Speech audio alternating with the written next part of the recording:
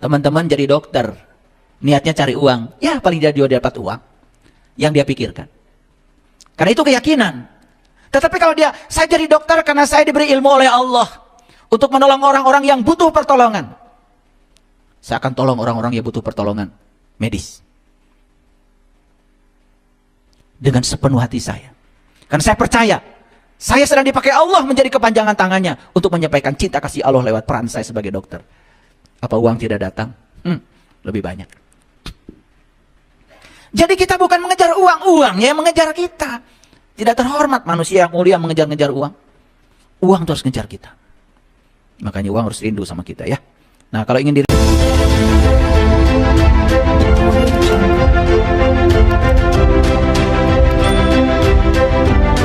dan kajian seperti ini ya memang hanya untuk orang-orang yang mau sadar. Yang gak mau sadar ya sudah, biarkan aja. Nanti juga akan disadarkan oleh semesta. Karena semesta punya cara sendiri untuk menyadarkan mereka yang susah sadar. Makanya kita gak usah usil. Yang ngaji bagus, yang gak ngaji juga bagus. Yang sadar bagus, yang tidak sadar juga bagus. Karena gak ada yang sadar kalau gak ada yang tidak sadar. Betul gak? Dan Bapak Ibu yang pernah tidak sadar, baru merasakan sadar itu luar biasa mewahnya. Karena ada bumbu dari ketidaksadaran yang pernah dicapai. Betul nggak? Sekarang mencapai kesadaran, belum pernah tidak sadar, akan biasa-biasa saja ketika mencapai kesadaran. Betul nggak? Nah menjadi luar biasa mencapai kesadaran karena pernah tidak sadar.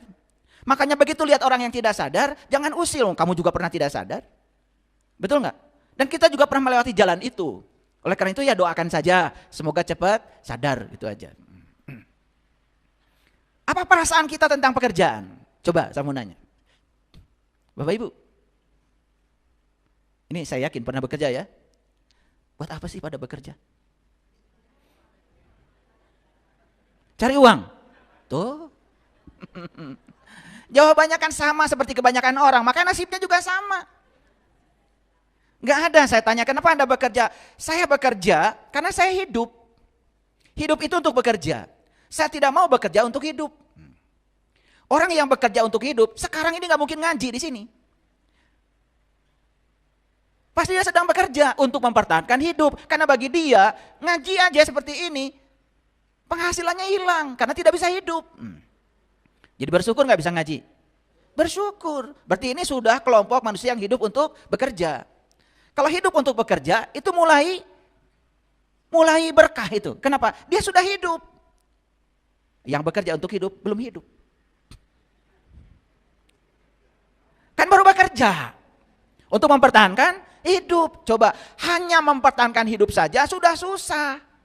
Apalagi berkarya dalam hidup. Mempertahankan hidup itu sudah susah. Kenapa? Lagi-lagi keyakinan. Ada nggak orang yang meyakini, kalau saya bekerja saya dapat uang. Kalau saya tidak bekerja, saya tidak dapat uang. Ada nggak yang punya keyakinan gitu? Kamu itu akan dapat uang kalau bekerja. Padahal ada saat dimana kamu tidak bisa bekerja lagi. Tapi uang dibutuhkan. Ini keyakinan ini akan jadi kenyataan. Ya, hati-hati ya, hati-hati. Makanya hati-hati. Ini kajian penting. Ya, saya bagi hadiahnya. Harusnya kan saya tetap dapat uang walaupun tidak bekerja. Kan keyakinan itu yang harus dibangun. Rekening saya tetap bertambah walaupun saya tidur. Rekening saya tetap bertambah walaupun saya piknik. Gimana caranya? Makanya jadi orang kaya itu harus malas. Buat apa jadi orang kaya segala dikerjain sendiri? Betul nggak? Jadi orang kaya itu harus malas. Orang kaya itu pagi-pagi sarapan, habis gitu olahraga, habis itu denger musik. Betul nggak? Habis itu jalan-jalan sama keluarga, tapi duitnya ngalir aja terus. Kan gitu yang enak, betul nggak? Itu juga keyakinan. Kalau kita punya keyakinan bahwa kita ini kalau bekerja dapat uang, tidak bekerja tidak dapat uang, itu keyakinan. Kita akan melihat yang kita yakini itu menjadi kenyataan. Bisa gitu? Bisa.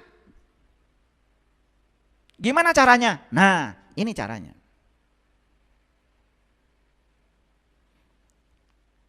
Kita datang ke dunia bukan untuk susah. Makanya buang, hidup itu susah dan penuh perjuangan, buang. Ganti sekarang, hidup itu mudah dan menyenangkan. Anak saya bicara sama saya. Ayah, Nanti bulan depan pengen balapan. Ada balapan tuh di Bir Gift. Harus pakai mobil balap dong. Iya. Oke, nanti juga ada mobilnya. Saya ngomong gitu aja. Saya tidak mengatakan uang dari mana, enggak. Tidak mengatakan kamu mimpi, enggak. Nanti juga ada mobilnya. Apa yang saya katakan selaras antar pikiran dengan perasaan saya. Betul itu. Sebelum jadwal balap itu tiba, ada seseorang yang kemudian ikut pelatihan spiritual dengan saya. Saya cerita, anak saya itu suka balap. Saya juga nggak tahu kalau dia punya mobil balap. Lah saya ceritanya ke dia kok, bukan pada yang lain. Itu juga frekuensi kan? Itu getaran, itu energi. Selesai itu diam-diam, besok-besoknya itu dia datang lagi ke Bandung bawa mobil balap itu.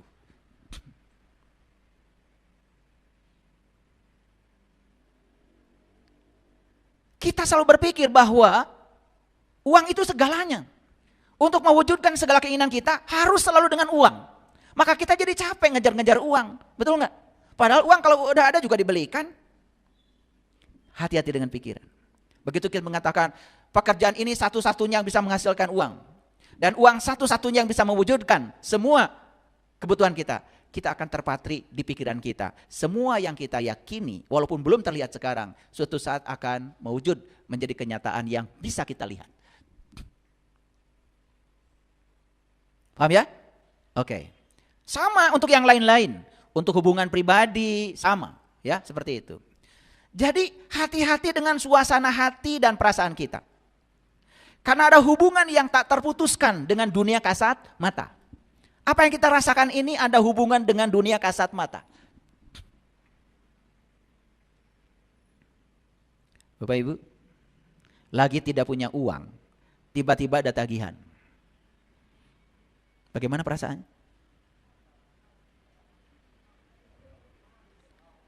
Langsung ngobrol ke tetangga?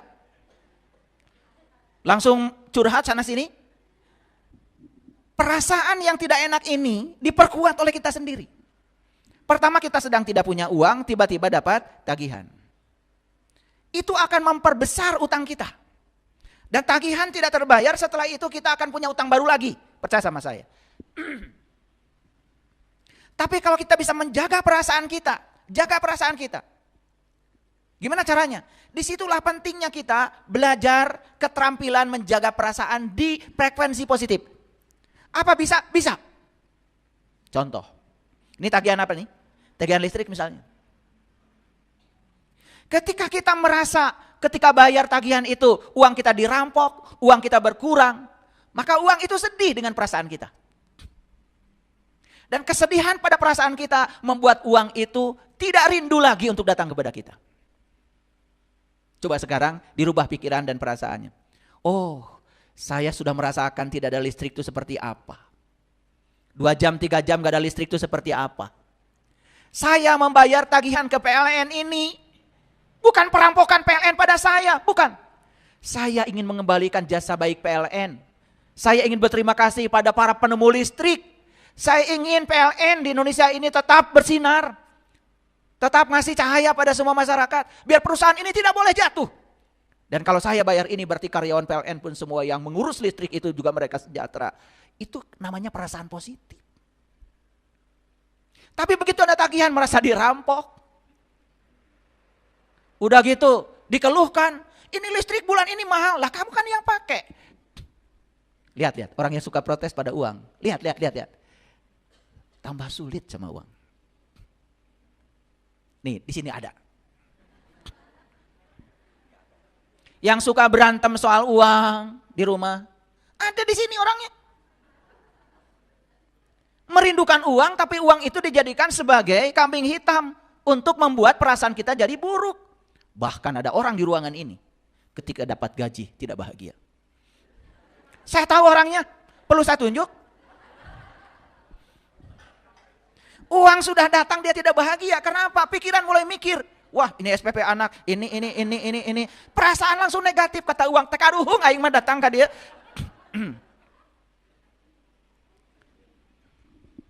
Ini ceramah biasa hadirin. Tetapi kalau ini dipraktekkan, saya yakinkan, saya udah pengalaman luar biasa. Luar biasa. Bahkan ketika tagihan datang, saya bilang terima kasih uang sudah datang. Saya imajinasikan aja tagihan itu cek. Cepat punya uangnya itu. Ini masalah. Makanya saya tertarik untuk kasih judul ini, meyakini yang tidak terlihat, hati-hati. Karena kita akan melihat yang kita yakini itu menjadi kenyataan. Saya ngajar mata kuliah entrepreneurship di perguruan tinggi. Di beberapa universitas. Bahasa Indonesianya mata kuliah kewirausahaan. Ingin mencetak anak-anak muda ini menjadi orang-orang yang berkelimpahan itu. Ternyata tidak mudah membalikan tangan. Karena apa? Saya harus meruntuhkan dulu keyakinan-keyakinan yang dibangun oleh ibu bapaknya, guru-guru sebelumnya, lingkungannya. Dan ketika saya kasih kuesioner, hampir 99% mahasiswa mengatakan uang itu susah. Bayangkan. Siapa yang ngasih program pada otaknya itu? Kan kita-kita juga nih orang tuanya. Kalian kali ya. Lupa saya.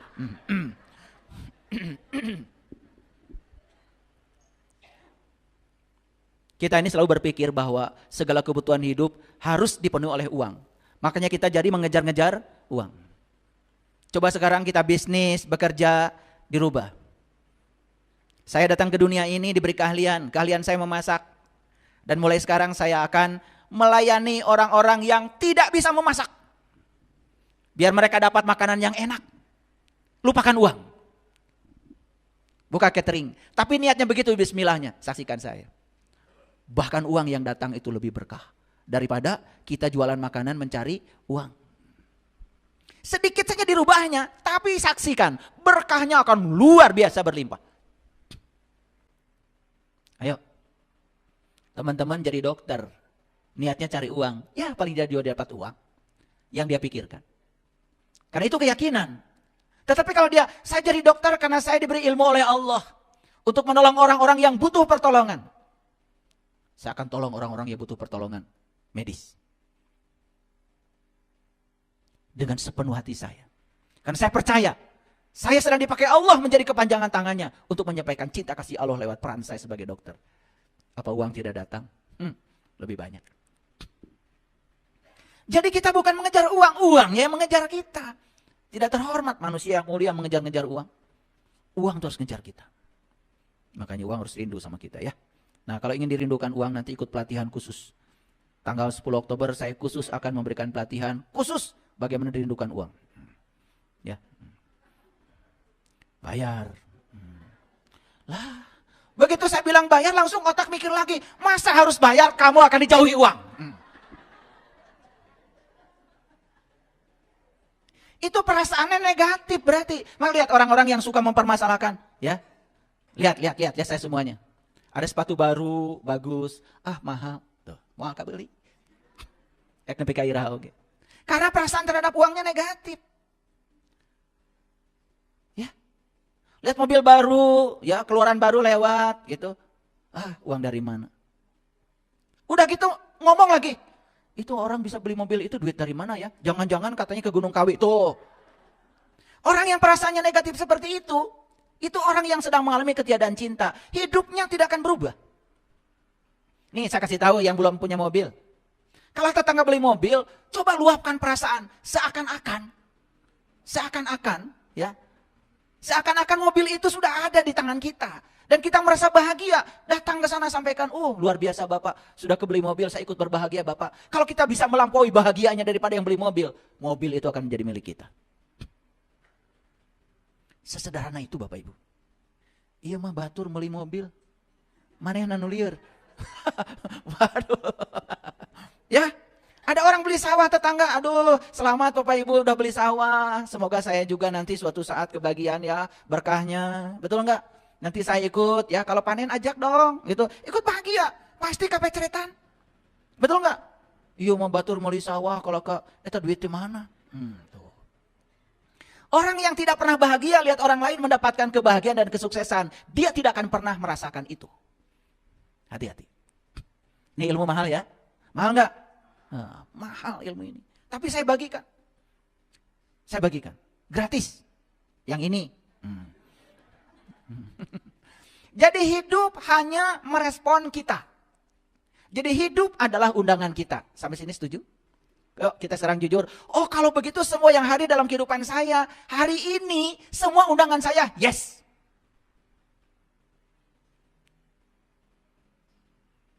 Semua yang mengundang adalah dirimu. Nah kalau kita perhatikan kan di semesta ini cuma ada dua kelompok manusia. Ada mereka yang hidupnya lebih banyak positif. Ada mereka yang hidupnya lebih banyak negatif. Tahu gak bedanya? Mereka yang hidupnya lebih banyak positif, karena apa? Mereka itu telah mampu menggunakan kekuatan positif yang ada dalam dirinya, dan dia mengungkapkan perasaan positif itu. Yang diungkapkan perasaan positifnya. Dan mereka yang hari ini hidupnya negatif, kan lebih banyak mengungkapkan yang negatif. Coba, ingat-ingat tuh. Kenapa anak-anak tidak mau sekolah? Kenapa anak-anak tidak kebiayaan sekolah? Karena kita selalu mengungkapkan yang negatif. Ah, boro-boro nyekolahin anak. Buat makan aja susah, tuh itu yang diungkapkan. Coba ungkapkan yang positif. Anak saya pasti sekolah, pasti ada jalannya. Gimana caranya? Mungkin dapat beasiswa, mungkin ada jalannya. Bapak Ibu, saya mengagumi orang tua saya. Kenapa? Saya bisa sekolah dari kampung saya ke SMA itu hampir 80 kilo itu. Dan buat ongkos juga tidak ada. Tapi bapak saya selalu mengatakan, bapak jeung emak bisa ngadoakeun ka anjeun.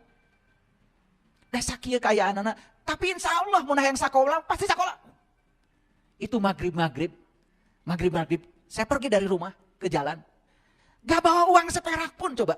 Gak bawa uang seperak pun. Luar biasa doa ibu bapak saya. Ada orang baru tutup restoran. Ya restoran di kampung. Warung nasi lah. Baru tutup. Dia nanya, aduh saya ditanya meni bunga. Ujang teh bade ka mana? Bade ka Garut. Bade naon? Nyalira. Hoyong sakola, bade daftar. Kadu ongkos. Henteu. Coba. Saya dikasih ongkos. Sampai di Garut.